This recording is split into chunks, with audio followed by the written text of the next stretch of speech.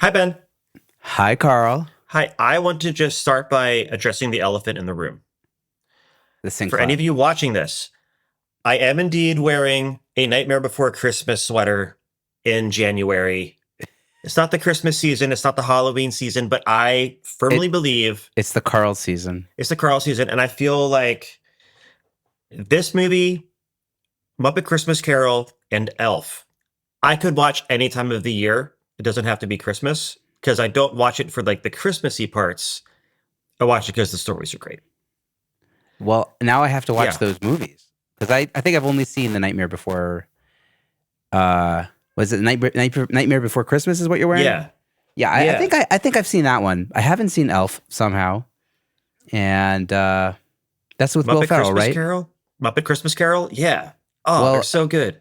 no, I haven't seen it. Well, I'm not like I'm not like hip enough to the Muppets, and also don't celebrate Christmas, but It's probably doesn't matter, right? it doesn't, yeah, and it's not like it's not like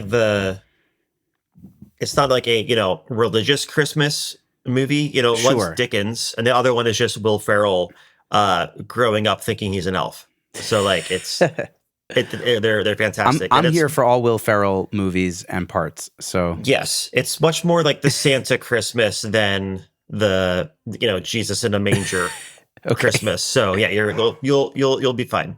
You'll enjoy lowercase it. c Christmas. Exactly. Um. Anyway, so I know that that's out of the way because I know that's what everybody was That's so what everybody was concerned thinking about. Yeah. Yeah. Now they're all going to turn off because now they have all the news they need. Yes, Um. that's it. So what I actually want to talk about, this is something that I sent you a voicemail either yesterday or today because I was thinking about the last episode that we did about finding your sonic signature, and I kind of had this revelation that I think I've been looking at it all wrong. And I think just like the concept of a sonic signature, just even the word signature, meaning like a thing, an identifiable, almost like tangible thing that ties everything that Carl does or everything that Ben does together. I Yeah. think that in itself is misguided. And I think that I'm starting to look at it more of like a sonic identity rather than a sonic signature. Because if you think about, I'll say you, Ben, right? Like you have, you have an identity. You have yourself. You have the multifaceted, complex human consciousness that is Ben Wallach, and your wife has sees a different thing in you than I do. I see you differently than your kids do. The listeners see you differently than each other because they all have their own like individual experience with you. People that you meet at the grocery store have a different, there's like all these different perspectives and perceptions that people have of you. Even though you are still you and you're not changing who you are.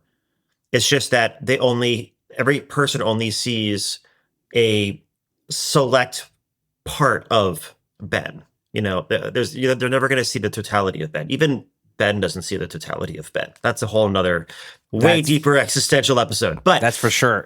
yeah. So I think our sonic identity is the same thing, and I think that's when we were really thinking about how hard it is to really pinpoint a sonic signature. I think it's because a sonic signature doesn't exist. I think a sonic identity, like the things that we are drawn to, like we did talk about in the last episode, like the influences that we have growing up, and maybe some of the sonic stylistic decisions that we tend to make because of our experiences and our preferences. But I think it's trying to define our own signature, I think, is trying to pinpoint, who is Ben? How do I define Ben in an easily digestible way that I can express in words? And that's just not a thing, and that's not possible. But if we look at like, well, what are the characteristics of Ben that, really, make me love talking to you and co-hosting this podcast? What makes your wife love you? What makes your kids, I don't know, put up with you probably? They're still young. They're still young enough that they like me. We're not. Okay, good. We're not in the teenage years yet. Yeah.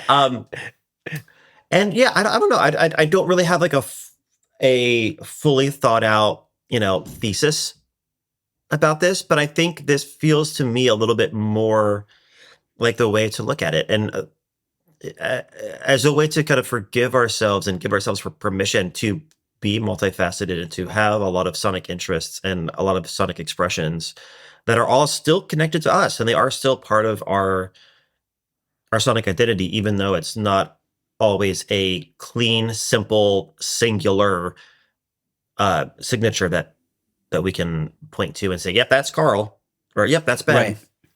Like, how does this play out in the real world? This is like, Carl is working on, a pop, mix for, client A or artist A. Yeah. And like they think, wow, this guy really likes, you know, eclectic pop music and like, big drums and like loves grittiness and stuff like that. And then you might be mixing, a folk record, and then the artist thinks you just like, have the James Taylor thing down, and like is it playing out in the real world as like different artists are gravitating towards things that you do in different departments based on what they see, how they can, like how they see they can align with you? Is that, like, is that what you're kind of saying? I think so. I think maybe it's less about. Honestly, I think it's less about how I think other people perceive me sonically, and more about how I perceive me sonically.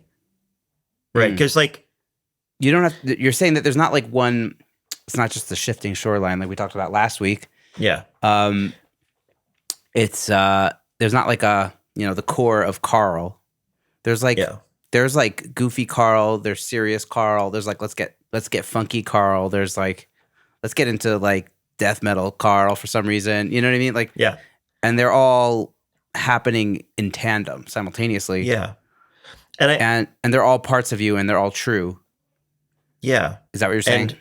and that where I still think the shifting shoreline idea is true, but I just think that maybe the shoreline is a lot bigger and a lot shiftier than just like a subtle little change. And it varies day to day and song to Yeah, song. yeah.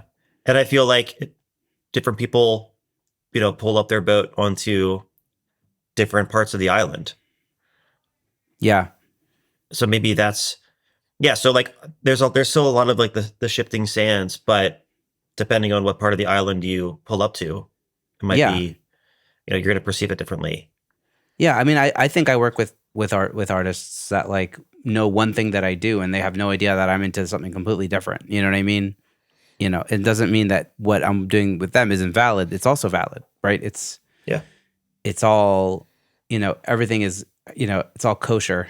And there are different parts of you as like a facilitator, and like, like you talked about being part Aphex Twin, part Backstreet Boys, and that's like part of your identity, right?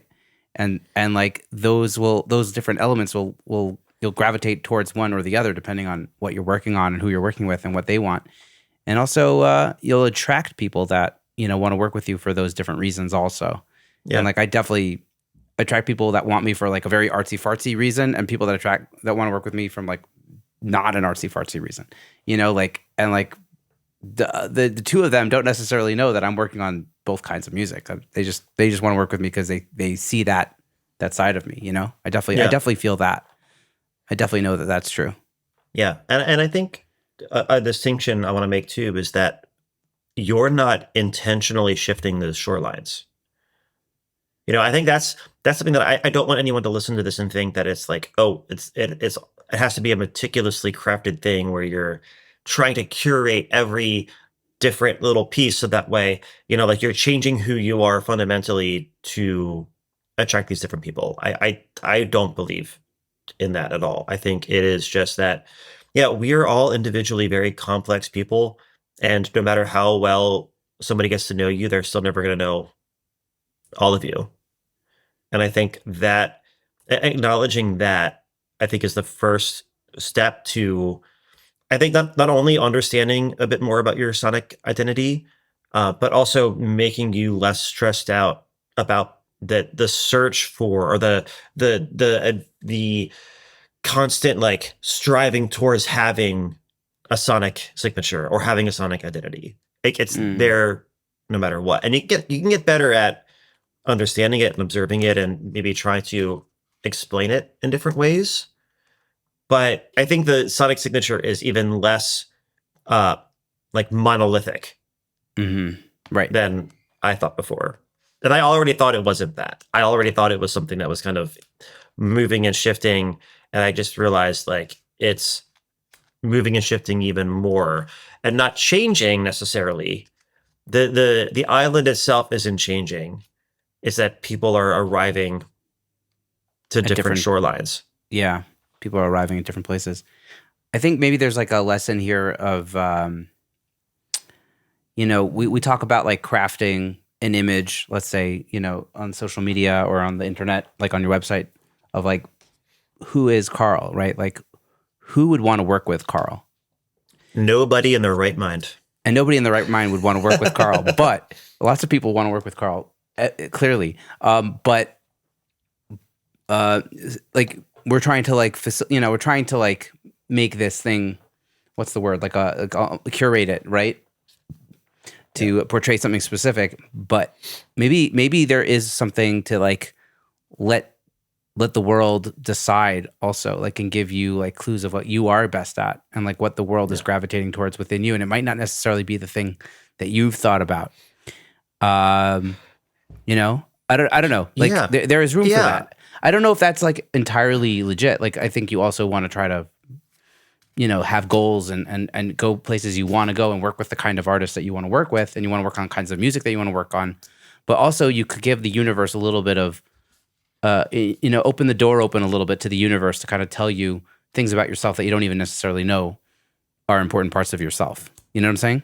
Yeah, I do. And maybe we can, if we're staying with the island, shoreline metaphor, maybe it's even a question of like, well, where are people most frequently and happily docking, landing? Were they docking? Yeah. What parts of the island are they going to? And are there parts of the island that you don't like?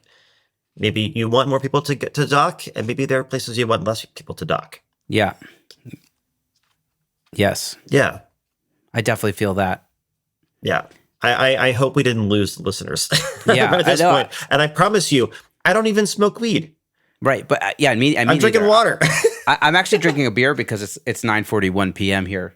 But I'm like making a night out of it because I left the house for the first time to do a podcast. So hey, here's to that. Yeah. It is interesting. Like, you let the universe kind of tell you something sometimes, and it leads you in interesting directions, but also sometimes it leads you in directions you don't want to go. And you have to like have enough self-awareness to say like, these kinds of artists keep gravitating towards me, but I really don't like this, and I'm not happy. I'm not fulfilled. So like stop. Or maybe it's the other way around. It's like, wow, I didn't know that so many people want to work with me in this department, and like, it is fulfilling and it's different. You know what I mean? It's not necessarily what I envisioned, but like, hey, like it seems to be working right now. For me, like with the post-production audio stuff that I'm, making some money, trying to make a living doing in addition to the music, because it seems to be more, more everything proof these days. Like, hey, for this season, like, I'm glad that people want to work with me in that, even though it's not ideally what I want to be doing, because it's still a good fit and it's helping me get through this period of my life. So, you got to like have grace and, and accept things in interesting ways. Yeah. And I think it's very similar to the kind of openness to experimentation that we have in the production process. I'm going to kind of like try to tie this back to like, an analogous thing in the studio.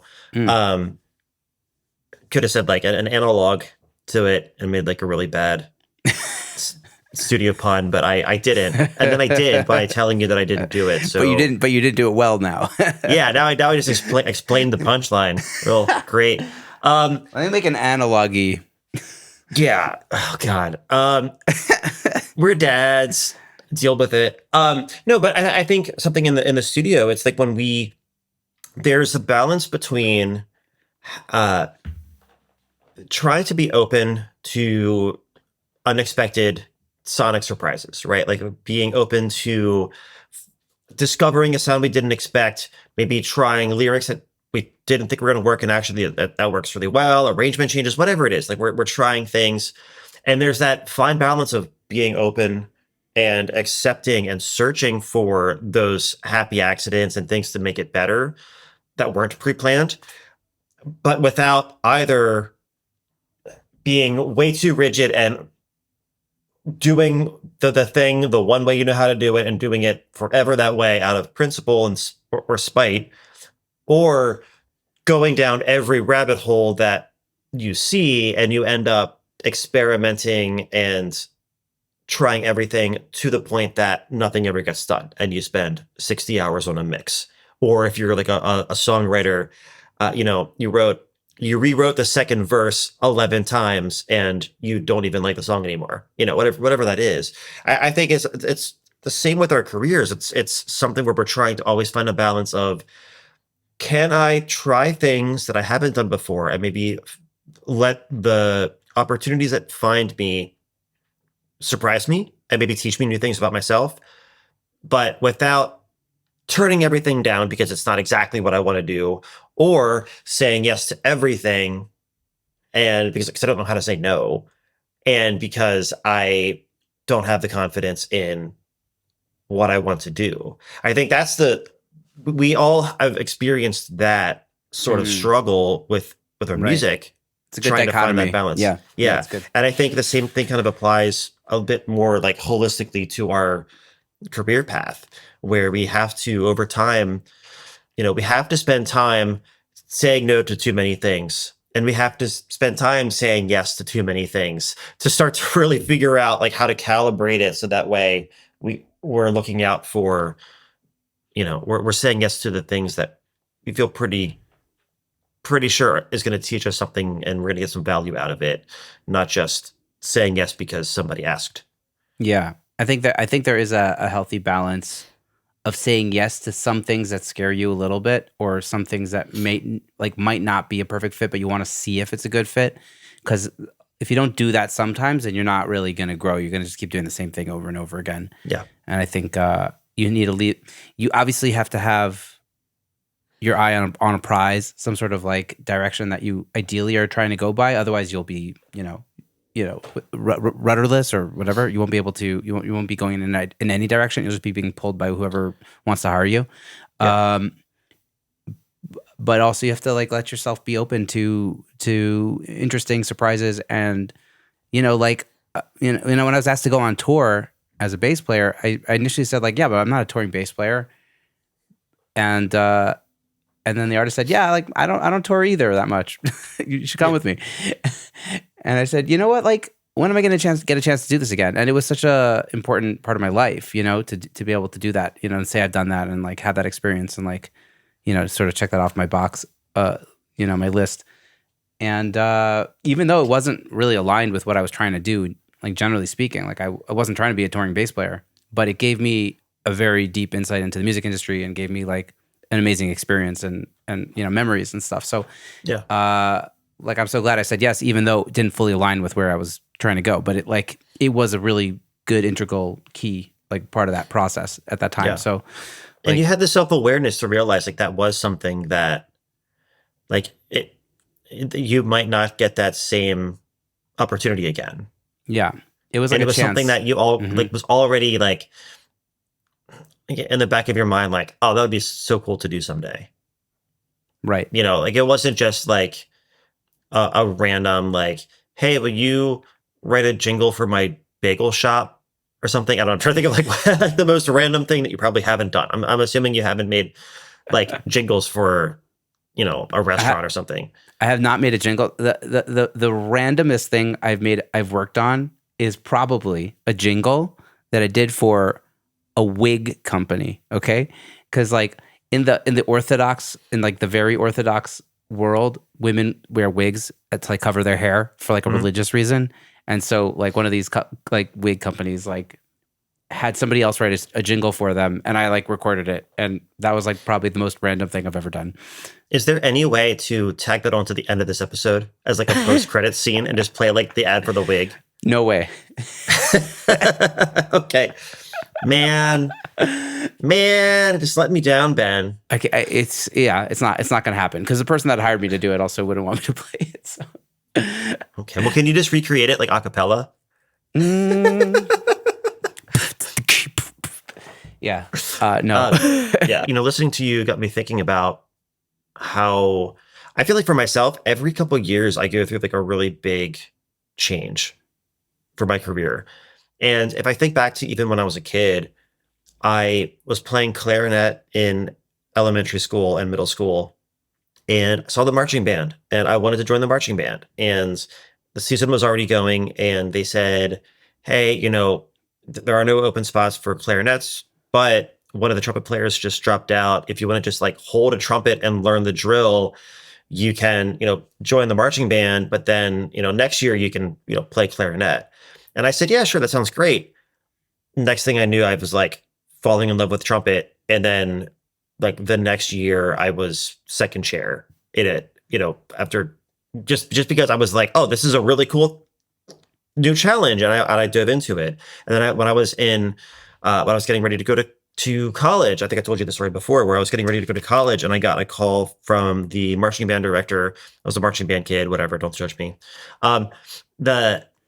No judgments here, man. I'm impressed. I wish I could have done something like that. I still walk and I still pay very close attention to stepping on like the cracks and sidewalks with the center of my foot. It's like it's a problem.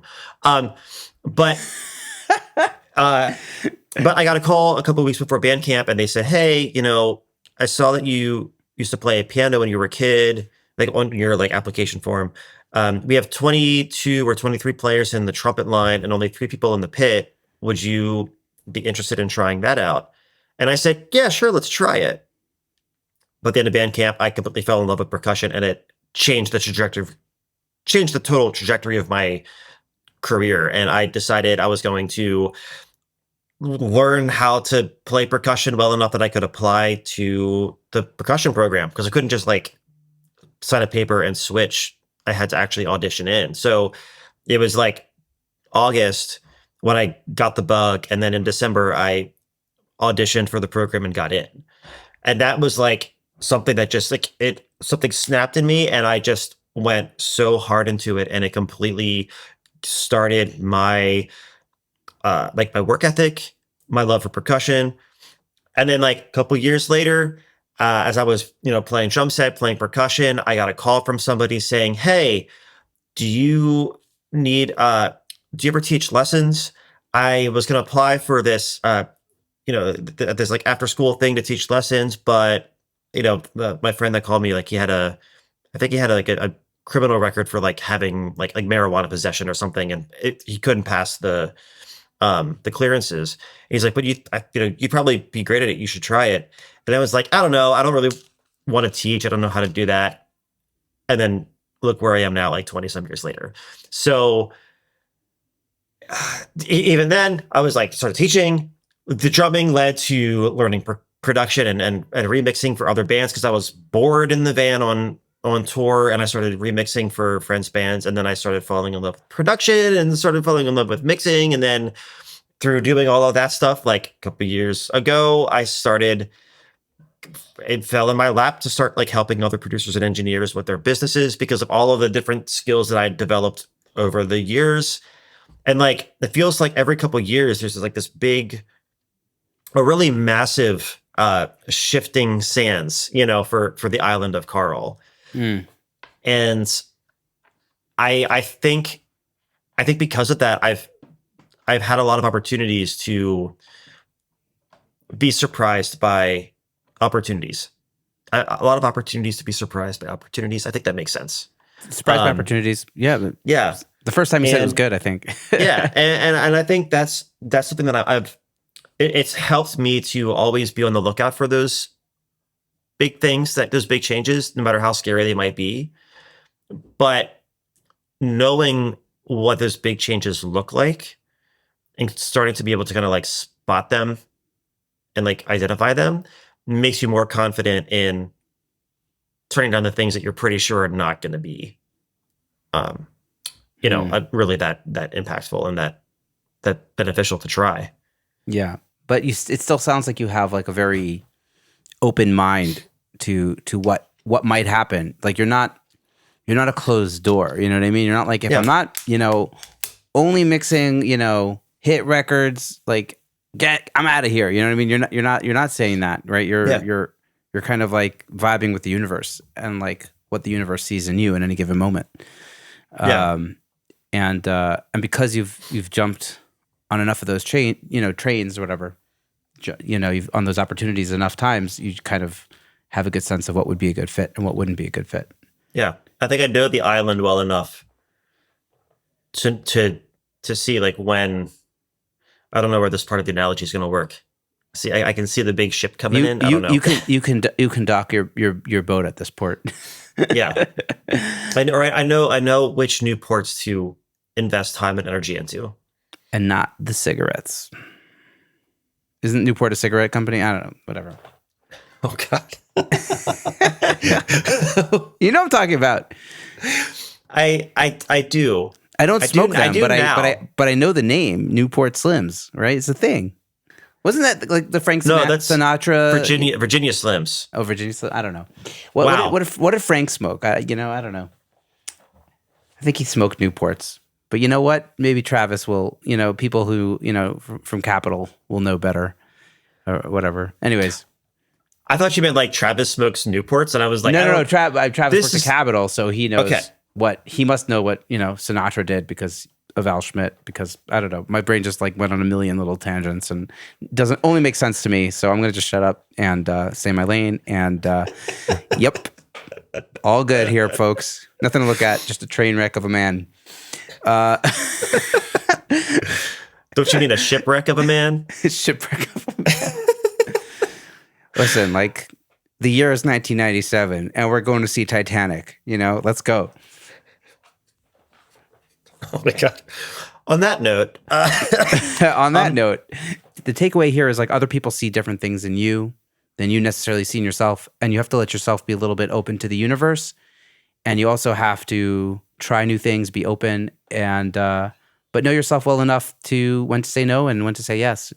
Yeah. And, I think it was a cool episode. It was like a little bit of a experimental episode, if you will. And but I want to add one thing. I want to add one thing to what you said real quick. Yeah, go ahead. Sorry, just because you said about knowing when to say no, knowing when to say yes, and I think the only way to get better at knowing when to say no or when to say yes is to say yes when in hindsight you should have said no, and to say no when in hindsight you should have said yes. Like you have to fuck up. Yes, you have to guess wrong. You have to become to develop that skill. I think that's like the thing. It's like failure is a lesson always. I don't remember. I was listening to a podcast and I don't remember who it was with, but it was some like entrepreneur. Maybe it was like Ray Dalio, and he was saying like if you don't fail, I think it was like Gary V interviewing Ray Dalio, which is like a super random podcast that I would have listened to. But anyways. And like they're both like saying like like I love failing because I learn every time I fail I learn so much more and I'm like and so like I think getting comfortable with that is I'm still working on it but I'm not practicing what I preach but I'm preaching what I'm attempting to do which is I was going to say which is admirable but I was going to say which is admirable. I'm like really trying to push this. I'm sorry everybody. I'm sorry, everybody. You're all awesome. Thanks for listening. Bye, Ben. Bye, Carl.